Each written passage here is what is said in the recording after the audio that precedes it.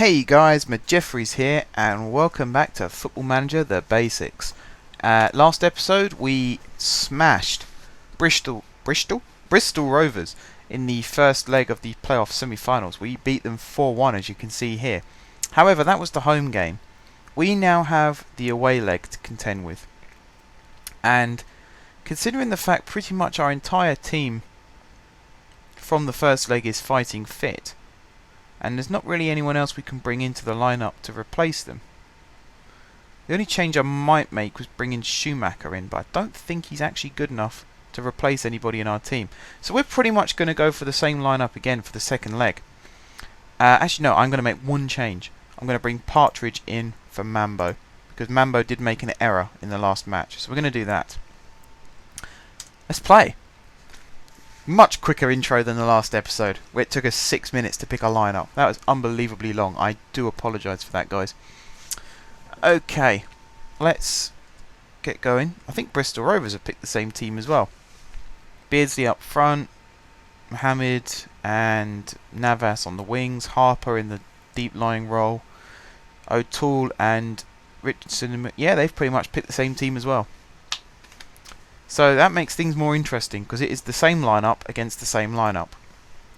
And we're going to go for the same thing here. Always tight marking, always close down, hard tackling, and show onto weaker foot. And we're actually going to do the same thing for the position in general. So whoever is playing in this role will always be put on their weaker foot. And then we're going to choose... I expect you to come back after the match as finalists. That should inspire them. It should be like challenge accepted rather than, oh, we've got to win now. It should be like that. We've got some steely players. Straight from kickoff, Ball gets the ball. Pardon the pun. Very nearly found McMenamin again.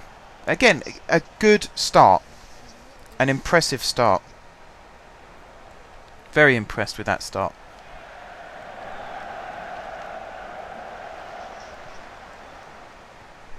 Right, Richardson is on the ball. He's tried to dink it over the top. Did dink it over the top. Beardsley, very nearly creating the opportunity. I think it was Beardsley. I was kind of distracted by the fact my laptop decided to play an advert on YouTube, which is a bit weird. So hopefully you guys don't hear that, because I think I've got it set up so that it's an exterior mic and not an interior. You know what I mean. Internal, external. Right, Partridge plays it all the way back to James.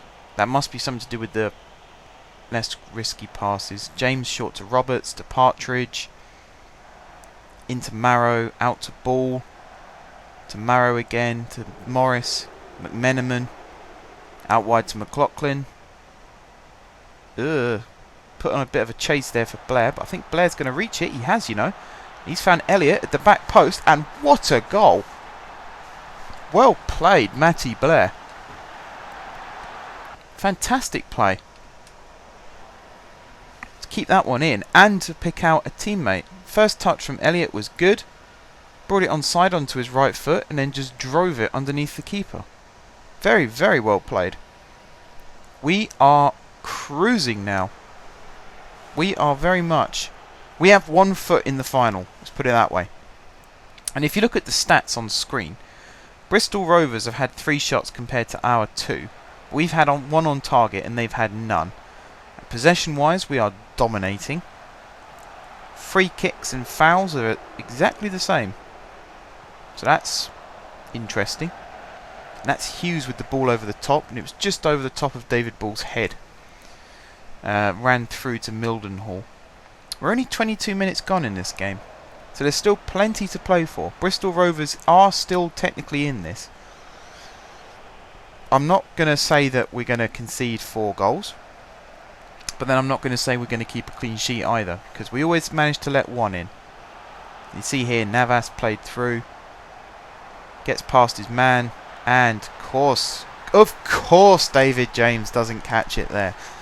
He has to let it get past him, doesn't he? Because there's something in this game's code that says that even one of England's best goalkeepers can't catch a simple cross like that just because he's playing in League 2.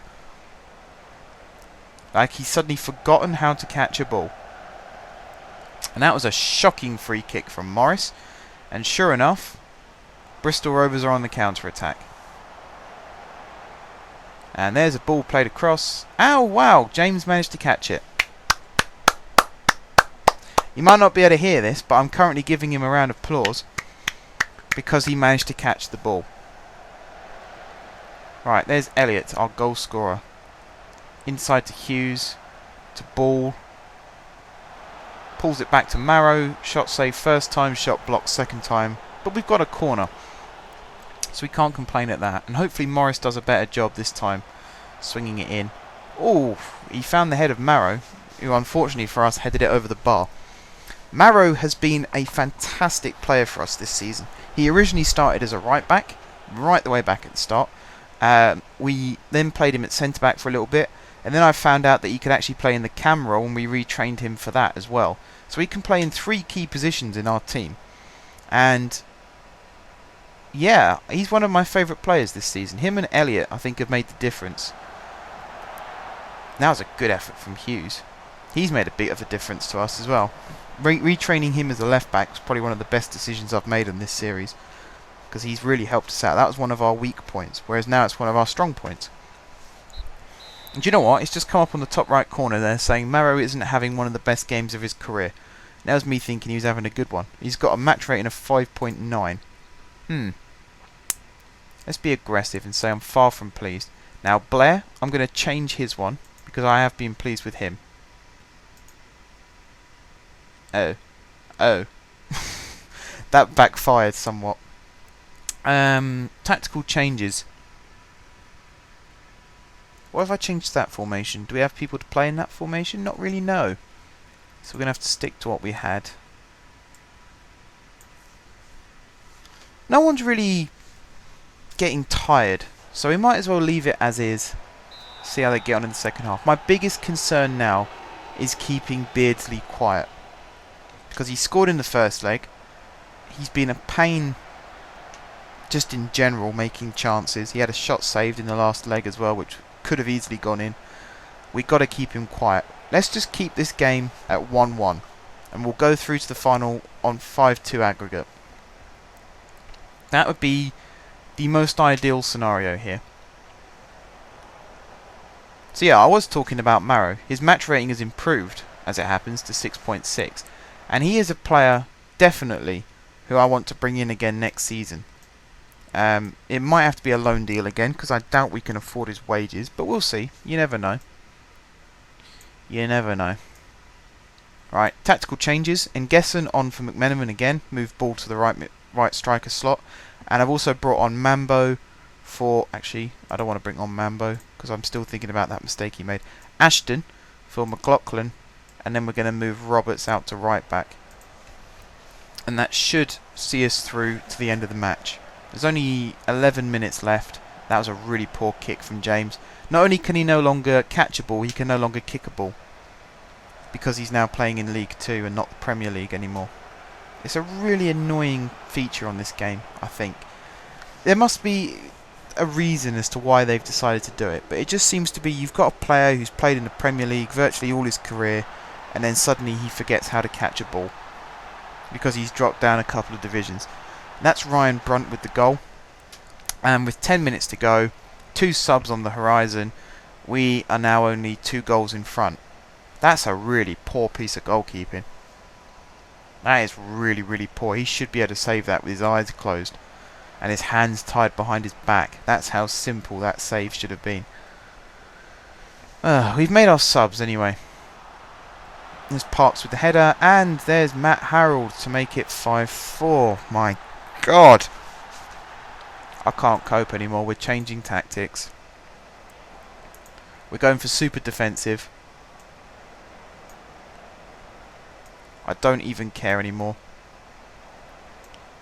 Move ball there. Elliott where he is. Morris, Marrow. Yep, that's all fine. The only other change I want to make is bringing on Jean-Francois for Roberts, because he's looking tired.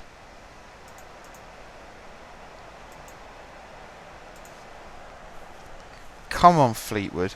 Just got to hold out for 2 minutes, if that, with this formation.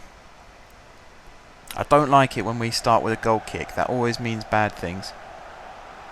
Although Marrow, he did win the flick on, but ball was on the wrong side.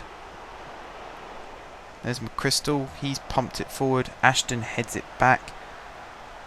Ball has won it. Out wide to Morris. Further out wide to Elliott. Back to Hughes. Come on, boys. Morris to Hughes. Beautiful ball around the corner to Elliott. And that is full time. We are in the final. Oh, they made it difficult, didn't they? Did we score twice in this match? I don't even remember that. I thought we only scored once. Oh, apparently Marrow scored.